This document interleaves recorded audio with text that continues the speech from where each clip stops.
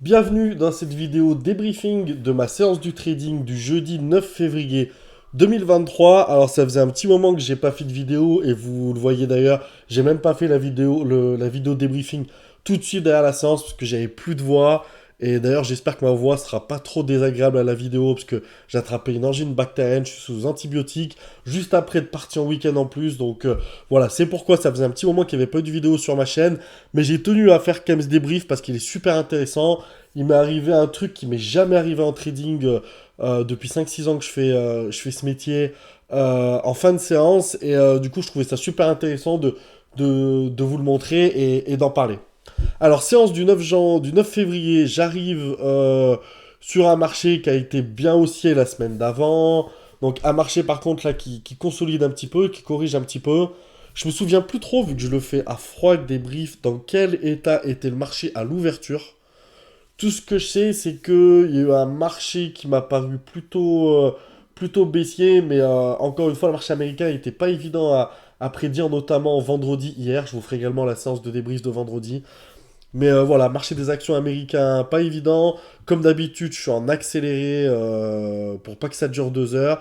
Et donc, première position, sur le graphique, juste au-dessus de moi d'ailleurs, sur à l'action APPS. Alors, je short APPS pour 600 titres. Je short au niveau des 13 dollars. Je crois que je suis en position à 13,03 $. Ce qui est intéressant sur cette action, c'est qu'elle a un train de baissier. Elle perd quasiment 20% à l'ouverture. Et je pense qu'elle va continuer. Alors, comme on est dans les 5 à 10 premières minutes, je suis vraiment en mode scalping. Si elle y va, j'ai 25 cents d'objectif. Je prends mes 25 cents, donc vers les 12,75 $. Et si elle passe au-dessus des 13,75 $, eh ben, je couperai ma perte. Mais voilà, un peu en mode scalping en tout début de séance où la volatilité est super importante. Donc voilà, objectif, et vous verrez, le trade va pas durer très très longtemps. Ça va bien se passer assez rapidement. Et je vais sortir, comme je l'ai dit, très rapidement. Dès que j'ai mes 25 cents, je vais pas attendre que l'action dégringole à 12,50 $ ou 12 dollars. J'attends dans un premier temps, mais si elle remonte, ouais, voilà, je suis parti. Beaucoup de volatilité en début de séance aux US. Donc voilà, dès que l'action va dans notre sens, comment ça s'appelle? On prend le gain ou on constate sa perte, mais on fait pas les fous et regardez pourquoi d'ailleurs sur APPS juste derrière. Parce que voilà, elle est tapée, elle remontait, voilà, on a une volatilité. Si l'action suit s'entraîne dans le début, qu'il y a de belles configurations et qu'elle est validée, on s'attarde pas trop. Mais après plusieurs dizaines de minutes passées, je dirais 10, 20, 30, on a un marché qui est un peu plus calme, un peu moins volatile. Et là, on a une vision un peu plus claire des opportunités. Mais il y a quand même de très belles configurations en tout début de séance qu'il faut prendre, mais il faut pas se griller non plus. C'est d'ailleurs pour ça qu'en général, je suis pas en full position sur ces configurations-là et je suis en demi-position. Donc là, j'ai gagné entre guillemets seulement 162 dollars sur APPS. Mais bon petit trade de début de séance, pas de problème. Ensuite, deuxième trade qui va être sur l'action Disney. Bah, vous la voyez. Donc, même graphique que précédemment. En haut à droite. Alors, pourquoi Disney est intéressante là? Elle est intéressante à la hausse. C'est une action qui gagne à l'ouverture pas loin de 5%. Donc voilà, en 5 minutes, elle est belle. Je poursuis un trend haussier sur cette action-là. Le marché à ce moment-là est haussier également. Toujours important d'avoir le marché avec soi, surtout quand on a passé les 5 10 premières minutes. Important d'avoir le marché avec soi, même au début d'ailleurs, c'est tout le temps très important de toute façon. Donc voilà, et là ce qui m'intéresse c'est voilà, je l'achète par ici. Je m'attends à ce qu'elle elle corrige un peu et qu'elle reparte vers les 18,50 $. Mais là, si je me souviens bien, à ce moment-là, bah, j'ai le marché complètement contre moi. Et où je pense qu'il choisit enfin une tendance, parce que je pense qu'au début, il a eu des 5 6 minutes haussières, 5 minutes bien baissières. Un marché américain qui n'a pas vraiment pris de position pour la journée. Et des fois, il peut avoir une tendance claire pendant 20 minutes et l'inverse 20 minutes après. Donc voilà, toujours prudence. Et parfois, il y a des jours où le marché est extrêmement, entre guillemets, facile à lire, avec une véritable tendance de fond. Et c'est des journées en général où pour un trader il y a vraiment moyen de faire des bonnes journées, justement. Donc, Disney, bah, du coup, je sors rapidement. Je vais me remettre un poil dessus, parce que c'est vrai que ça passe en accéléré. Du coup, Disney, je sors rapidement. Mon objectif, j'ai pris le trade vers les 116,75 $. Mon objectif, c'était d'aller jusqu'au 118. Pas spécialement de les casser non plus, mais voilà, il y avait un bon $25 à prendre avec 200 titres. Et là, par contre, si ça y allait pas, notamment quand ça a commencé à redescendre et le marché qui est contre moi, je me dis, oulala, en dessous des 116,25 $, je pense que je dégage. Ça sent pas bon. Vraiment, ne pas hésiter quand le scénario il se passe pas comme il doit se passer à sortir, à constater sa perte. Tant pis, donc là je suis sorti, 97 $. Et comme sur APPS, bien m'en a pris parce qu'elle va aller casser les 100, les 116. Je sais même pas si elle va aller pas aller taper les 115 $. Donc on va voler, belle descente et belle tendance baissière à ce moment-là. Du coup, moi, je vais chercher à... Comment dirais-je? Je vais chercher une action plutôt baissière et je vais tomber quelques minutes après, je crois pas tout de suite. Voilà, hop. Je vais tomber sur l'action MAT. Alors, c'est sur cette action que va se jouer ma journée clairement et qui va m'arriver un peu cette dinguerie en fin de séance qui, malheureusement, m'a coûté assez cher. Et vous allez le voir, m'a coûté assez cher. Donc, c'est une action qui, voilà, qui perd 10% à peu près à l'ouverture également du marché. Donc là, voilà, elle est bien remontée la première partie de séance. Ensuite, elle a suivi un peu le marché, hein. Puis elle est bien descendue la deuxième partie. Et là, je me dis qu'elle consolide entre les 18,25 $ et 18,50 $. Donc l'objectif là, c'est qu'elle descende vers les 18 $. Donc au départ, je me positionne avec 1000 titres. Donc l'objectif, voilà, c'est de prendre 250 $ sur ce trade. Et si ça y va pas, bah, de perdre à peu près 250 $. Ça dépend la configuration. Donc voilà mon objectif sur maths. Je vais le tenir assez longtemps. Je vais avancer un petit peu. Je vais la tenir assez longtemps parce qu'elle va tergiverser un petit peu. Hop, je suis avancé un poil trop vite. Voilà, donc le premier trade que je fais se passe pas bien sur maths. Donc vous voyez, on est là. Je vérifie en 5 minutes, je le trouve pas terrible, terrible, terrible, terrible. Quoique pour l'instant, elle est pas dégueulasse. Toujours en cassure des 18,25 $, aller vers les 18. Mais vous allez voir qu'au final, elle va partir à la hausse et je vais préférer sortir. Parce que, encore une fois, mon scénario est plus valable. Et quand il est plus valable, j'insiste pas. Et voilà, je suis sorti à ce moment-là. Donc, j'ai pas perdu grand-chose d'ailleurs par rapport à l'objectif de gain. J'ai perdu 98 $ sur maths. Et vous voyez, elle part, elle va aller même vers les 18,60 $. Et donc là, je vais être attentiste et voir un petit peu ce qui se passe, voir également le marché américain, ce qu'il fait.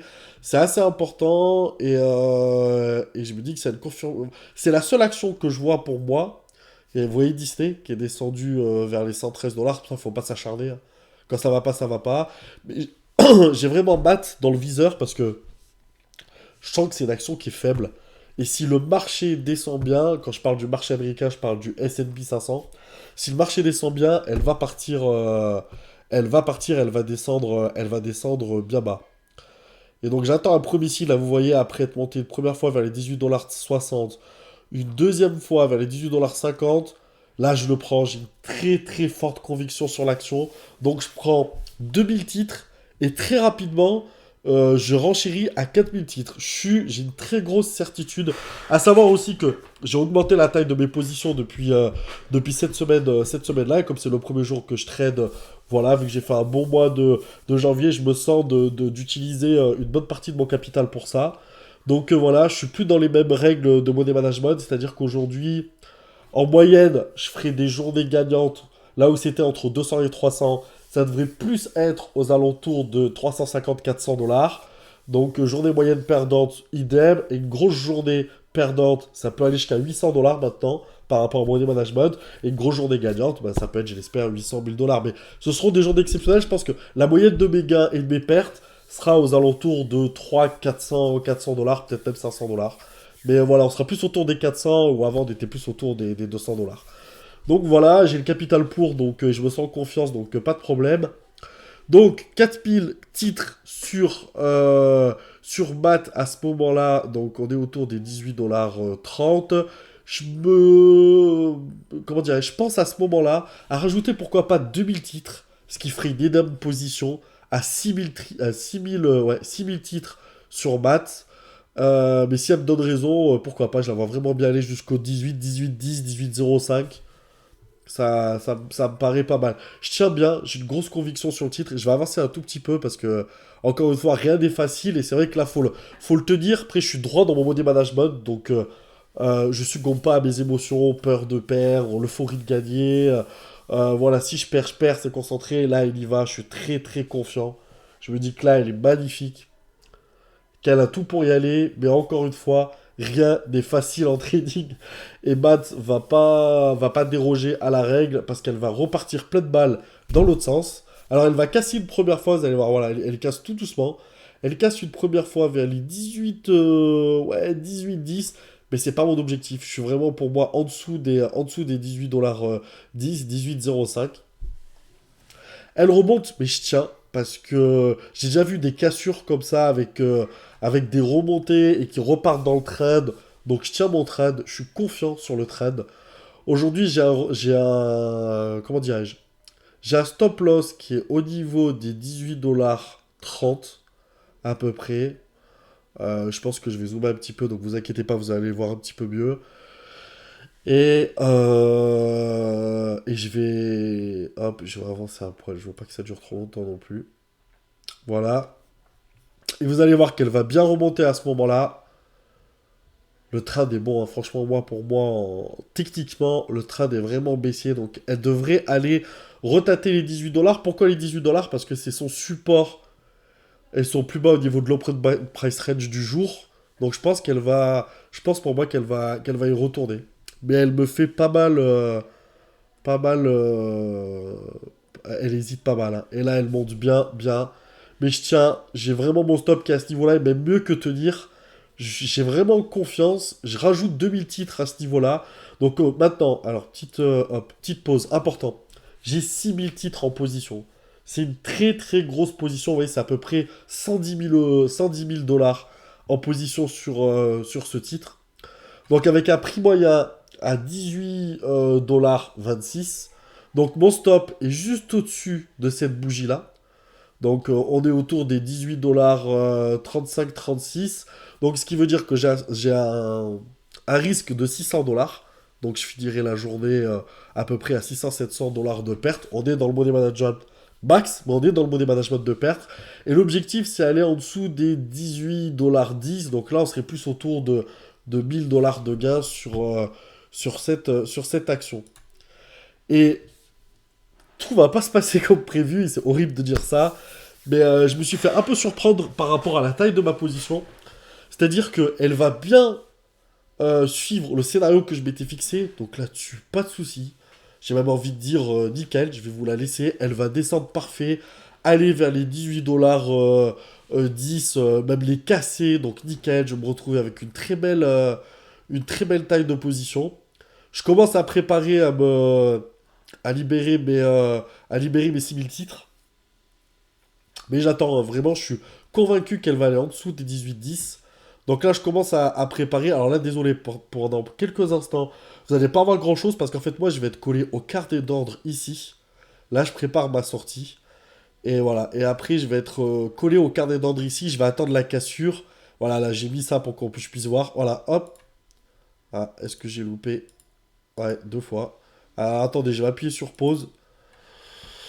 Je vais vous montrer un petit peu elle a cassé les 18 $ 10. Hop, voilà, pause. Donc là, elle casse les 18 $ 10. Je me dis magnifique, je vais me préparer à transmettre.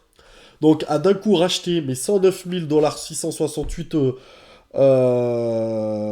que j'ai en montant. Donc 6000 titres, on va dire 110 000 $. Vous avez vu d'ailleurs, petite parenthèse, les coûts de commission estimés pour 110 000 $ seulement entre 24 et 30 $ de commission. Ce qui est vraiment ridicule. Je sais pas combien ça fait en pourcentage, mais c'est vraiment vraiment ridicule. Et c'est l'avantage du courtier Interactive Broker. Il est imbattable en commission sur ces titres-là. Et en fait, je vais me faire surprendre. Vous verrez, je vais liquider mes 6000 titres d'un coup. Mais erreur, parce que sur une action qui est pas hyper liquide, elle est liquide. Parce que de toute façon, je ne regarde pas les actions qui sont en dessous d'1 million d'échanges en volume journalier. Mais elle n'est pas assez liquide par rapport à la taille de ma position. Du coup, je vais faire décaler le cours en rachetant mes positions. Je vais faire décaler le cours à la hausse et je vais perdre énormément de plus-value. Et vous allez le voir. Voilà, boum boum. Là, cette grosse bougie là, et encore, vous allez le voir, je suis en vitesse accélérée, hein. Mais au fur et à mesure que les 6000 titres ont été coulés sur le marché, ça a fait cette bougie verte. Ça a fait monter l'action, vu que j'ai racheté, donc j'ai acheté sur le marché, j'ai racheté mon short. Je pense que vous savez ce qu'est un short, sinon je ferai une vidéo là-dessus. Mais voilà, donc du coup, j'ai acheté 6000 titres et ça a fait décaler l'action de quasi 10 cents. Et je suis démarré parce que là où j'aurais dû gagner, allez, j'aurais fait décaler un peu, mais là où j'aurais pu gagner au moins 800 dollars sur cette action, et bah j'ai gagné 401 dollars sur cette action, soit une journée à 465 dollars. C'est pas une journée dégueulasse. Mais je suis dévarié parce que du coup, mon risque-reward avec cette. Enfin, il n'a pas été bon. Là, sur ce coup-là, j'aurais dû vraiment libérer petit à petit par tranche de 2000, je pense. 2000 en dessous des 18-10. Si ça remonte un peu 2000 et 2000 plus tard, j'aurais eu au moins un prix moyen au moins à 600-700 dollars. Et voilà quoi. Donc dommage, mésaventure un petit peu là-dessus. Grosse mésaventure, mais voilà, une journée correcte malgré tout, hein, 465 dollars de gain, mais une journée qui aurait dû être quasiment au double. Donc voilà, faire très attention quand je suis très chargé sur. Ça me serait pas arrivé sur Tesla ou sur Coinbase par exemple. C'est des actions hyper liquides, énormément de volume. Donc voilà, et là, Matt, je sais pas, ouais, je vous dis, on doit être à 1 million de volume journalier. Et c'était, voilà, les 6000 titres que j'ai voulu vendre sur les 2 secondes, là, bah, ça a fait décaler le cours. Donc tant pis pour moi. Merci d'avoir suivi ce débriefing. Je ferai un autre débriefing, du coup, demain, je pense, de ma session de vendredi, qui était intéressante également. Et je vais essayer d'être de nouveau plus régulier. Merci beaucoup de m'avoir suivi et passez un bon week-end. Merci.